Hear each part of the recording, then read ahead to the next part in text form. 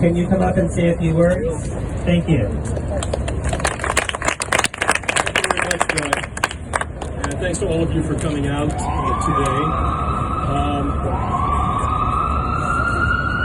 It was about 51 years ago today, in this very spot, I was involved in a demonstration. And the demonstration was to call attention to the holding of 50 Israeli POWs in terrible conditions, in deplorable conditions, by the Syrians as a result of the fighting in the Yom Kippur War. I then worked for the Jewish Community Relations Council here in Boston, and there was a demonstration right here that attracted, unfortunately, far fewer people than are here today. So basically, in my mind, what it says is the more things change, the more they stay the same.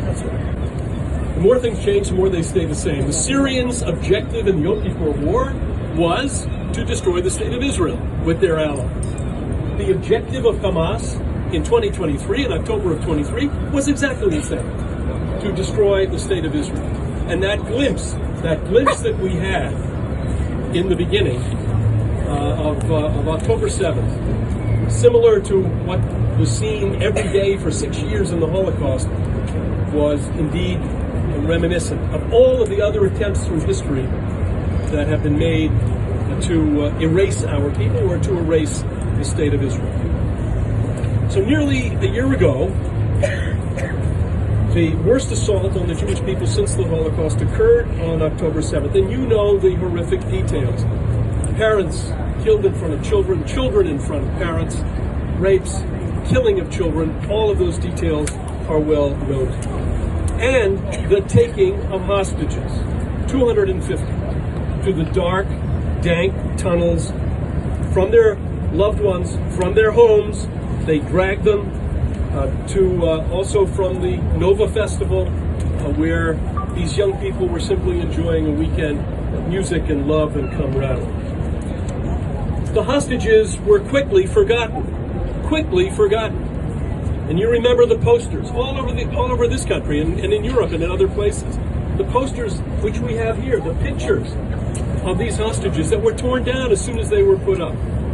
So the attempt to erase what happened on October 7th and to erase what happened to the hostages was in full-blown activity almost from the very beginning.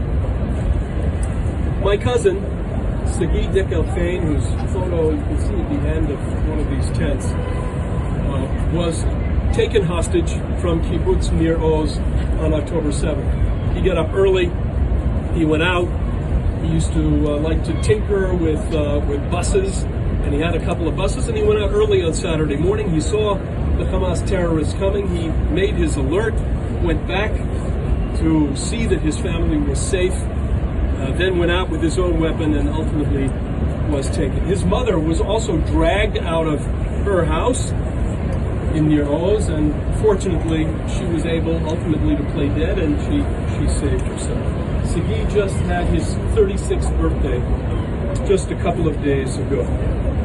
These hostages have been held in unimaginable, deplorable conditions.